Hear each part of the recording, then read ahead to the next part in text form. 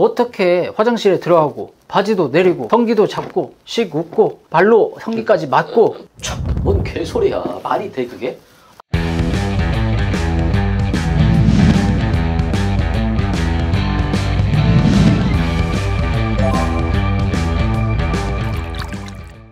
안녕하세요. 법률사무소 빈센트의 남원호 변호사입니다. 안녕하세요. 법률사무소 빈센트의 운영을 총괄하는 홍태의입니다. 오늘부터는 본격적으로 사건 속으로 한번 들어가 볼까 합니다. 오늘 사건은 이 사건 빼먹을 수 없을 것 같아요. 20대 남성이 아파트 헬스장 이용 중 남자 화장실에 다녀왔다가 성범죄자로 몰렸다며 억울함을 호소한 사건. 그냥 헬스했잖아. 여자 화장실에 들어간 적도 없고요. 저는 여자가 뭐 마주친 적도 없고.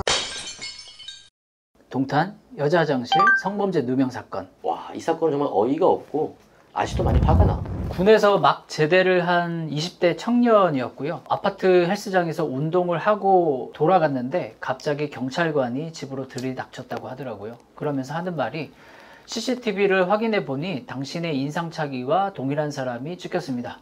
그렇기 때문에 며칠 뒤에 경찰서 나와서 조사를 받으세요 라고 했다고 하더라고요. 근데 이게 더 중요한 거는 뭐냐면 그 청년은 얘기했을 거 아니야, 경찰분한테. 저는 그냥 헬스장만 갔다 왔는데요? 이렇게 얘기를 했더니 현장에 있던 경찰관은 너 왜 이렇게 벌벌 떨어? 그냥 처음부터 그냥 몰아가 버린 거야. 떨었다는 이유만으로. 그래서 이 청년은 너무나 억울해서 경찰 민원실에 갔어. 도대체 내가 무슨 혐의냐? 그랬더니 거기 민원실에 있는 경찰관은 떳떳하면 기다리세요. 이랬다는 거야. 그런 적 없어요? 무슨 소리야? 네, 없죠, 당연히. 그냥 가만히 있으시면 그냥 기다리세요. 그 억울했던 청년이 그래서 미스테리 사건을 다루는 유튜버 김원TV에 사건 제보를 했다고 합니다. 마침 잘 됐죠. 그동안 많은 사건 사고를 같이 논의를 했던 분이셨잖아요. 김원님이 전화가 오셨어요. 그리고는 성범죄자로 억울하게 내몰린 청년이 있는데 전화통화 한번 해주실 수 있느냐. 그래서 전화통화를 해봤더니 다급한 청년의 목소리가 들렸던 거예요. 그때 그렇게 전화하자마자 막 우리 사무실로 달려왔거든. 난 아직도 그 청년을 잊을 수가 없어. 너무 앳돼 보이는 청년이었는데, 물론 이제 우리는 이제 사건을 다루다 보니까 겉모습으로 판단하면 안 되지만 이 청년이 과연 강제추행이라고? 그럼에도 좀 조심스럽게 접근을 했던 것 같아요. 사실 청년이 마음 먹고 거짓말할 수도 있는 거잖아요. 그럼에도 불구하고 생각이 들었던 건 얼마나 다급했으면 동탄에서 강남까지 한달음에 달려왔겠냐, 이런 생각은 좀 했던 것 같아요. 근데 사실 그때 우리도 정말 많은 고민을 했어. 짧은 시간 안에. 너무나 억울한 상황인 건 같고, 그리고 경찰의 수사 방식도 너무나 잘못됐고. 근데 경찰의 수사 방식이 잘못됐다 그래가지고 이 청년이 또 무죄라는 거는 또 상관이 없다고 우리는 생각을 했단 말이야. 그리고 실제로 이런 강제추행, 성범죄 안에 이런 강제추행 같은 경우에는 우리가 보통 수임료를 보통 얼마 정도를 했었죠? 작게는 수백만 원부터 많게는 1000만 원이 훌쩍 넘는 비용까지 다양하게 있죠. 그러니까 나는 더 답답하고 화가 났던 거야. 아니, 군대에서 막 전역한 청년이 돈이 어디 있었겠어?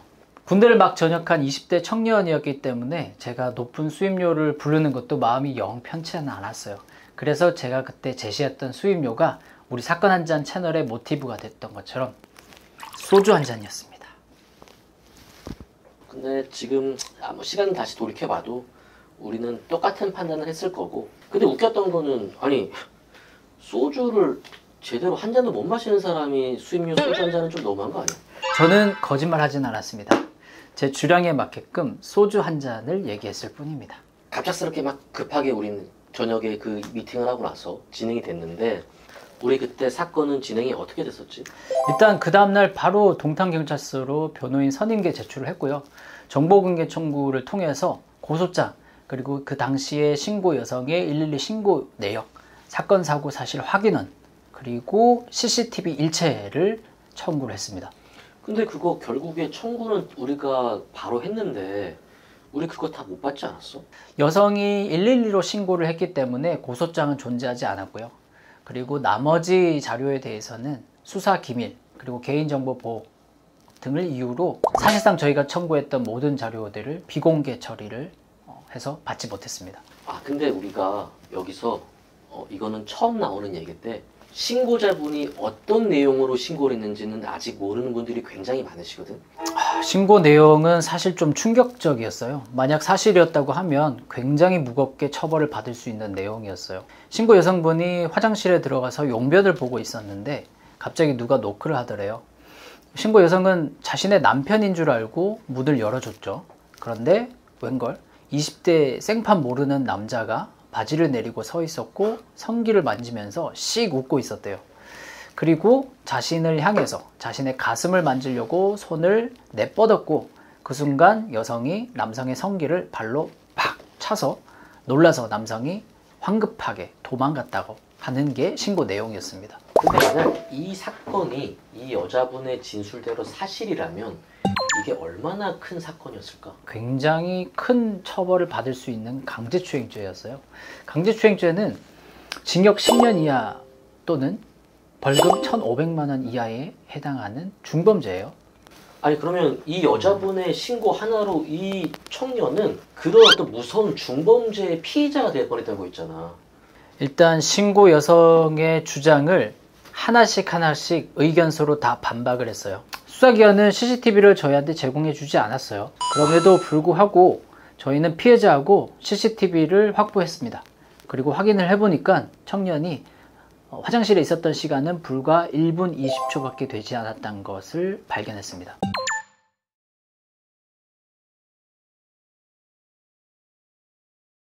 이거는 우리가 남자니까 이해할 수 있어. 이건 말이 안 되는 거야. 왜요? 어릴 때 거기 있잖아? 맞아봤어 안 맞아봤어? 저 축구하다가 축구공을 한번 맞았는데 그냥 아웃됐어요. 야 아웃이야. 이거는 그 시간에 1분 20초 안에 제대로 걸어서 당당하게 나올 수가 없는 그림이거든. 그리고 1분 20초라는 시간은 평범하게 볼일 보기도 빡빡한 시간이란 말이야. 그러지 않아? 그렇죠. 그리고 그뿐만 아니에요. CCTV를 저희가 확인을 해보니까 사실 여성분이 먼저 화장실에서 나가고 그리고 그 이후에 남자가 화장실에서 나가는 장면이 찍혀 있었던 거를 발견한 거예요. 뭔 개소리야. 말이 돼 그게? 아니 신고한 여자분은 분명 자기가 남자의 성기를 발로 빵 차고 그 남자가 막 허둥지둥 도망갔다 그랬는데 이 여자분이 먼저 나왔다고? 이게 말이 돼? 여자 진술 하나 때문에 말 그대로 그냥 성범죄자가 될 뻔했던 거야. 그리고 청년이 사실 그 1분 20초라는 시간 안에 어떻게 화장실에 들어가고 바지도 내리고 성기도 잡고 씩 웃고 발로 성기까지 맞고 어떻게 그 시간 안에 다 하겠어요? 진짜 이 청년은 억울했을 거라는 생각이 들고 이해가 잘 안 돼요. 그리고 성기를 맞고 나온 남성은 분명 상식적으로는 허둥지둥 이렇게 달려나오는 모습이어야 됐잖아요. 근데 CCTV를 보니까 사실 그렇지 않았죠. 우리가 여러 번 봤지만 확실한 거는 이 청년은 안 아팠어. 거기가 평온하게 너무 당당하게 걸어놨던 모습을 우린 확인을 했단 말이지. 이외에도 한 총 6가지 정도의 반박을 하는 주장을 담아서 저희가 의견서로 제출을 했던 것 같아요. 여성분의 진술의 신빙성을 좀 떨어뜨리고 그리고 객관적 사실과 모순되는 점을 찾아서 지적을 하고 그런 내용들을 좀 논리정연하게 의견서로 담아서 제출을 했던 것 같아요. 그랬더니 놀라운 사실이 발생을 했죠.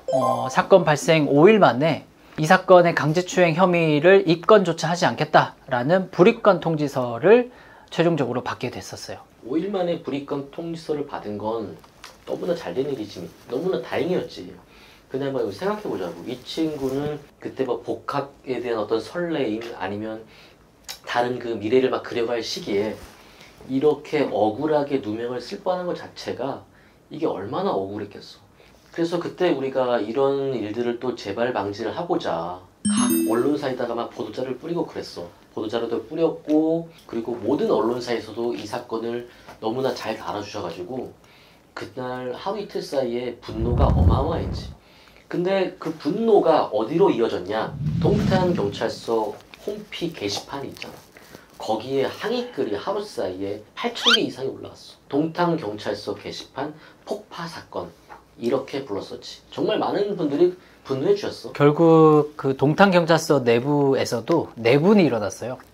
해당 수사팀은 우리 수사팀이 아니다 라고 서로 책임 회피를 했었고 해당 수사팀은 뒤로 숨지 마라 라고 하는 성명까지도 발표를 했었어요. 그날 저녁에 MBC 뉴스데스크의 보도로도 그대로 나갔고요. 피해를 입은 동탄 청년을 대리하는 입장에서는 이런 수사기관의 행태는 사실 너무나 볼썽사나운 장면이 아니었나 싶어요. 그리고 또 하나 수사기관에는 굉장히 유감스럽다는 말씀을 또 드리고 싶었어요. 왜냐하면 우리가 신고를 한 신고 여성이 한 진술이 있을 텐데 확인도 되지 않는 일로, 그리고 최소한의 변명의 기회도 주지 않고 이렇게 입건을 해버리다 보니까 사실은 저는 이 부분은 수사에서 지켜야 될 적법 절차를 지키지 않는 수사 관행이라고 생각을 했고, 결국에는 이건 위법 수사로도 이어질 수 있는 부분이거든요. 사건을 대리했던 변호사로서 이런 부당한 수사 관행은 반드시 고쳐져야 될 부분이라고 규탄을 할 수밖에 없었던 것 같아요. 그나저나 그 신고했던 여자분은 지금 어떻게 됐어요? 동탄경찰서에 저희가 무고죄로 다시 고소를 했어요. 그리고 혐의가 인정돼서 검찰 송치가 됐고요.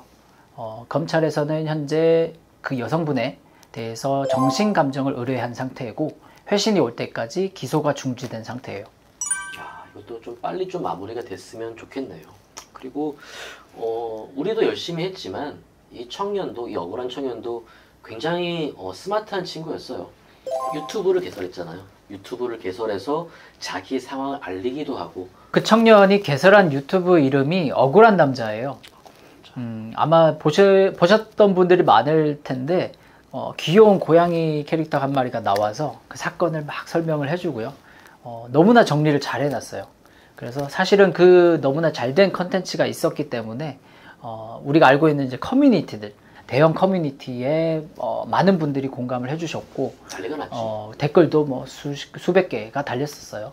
결국 그랬기 때문에 유튜브와 또 최종적으로는 언론까지 전파가 돼서 사실 이 사건은 일파만파 수많은 분들이 공감을 얻게 된 계기가 되었었어요.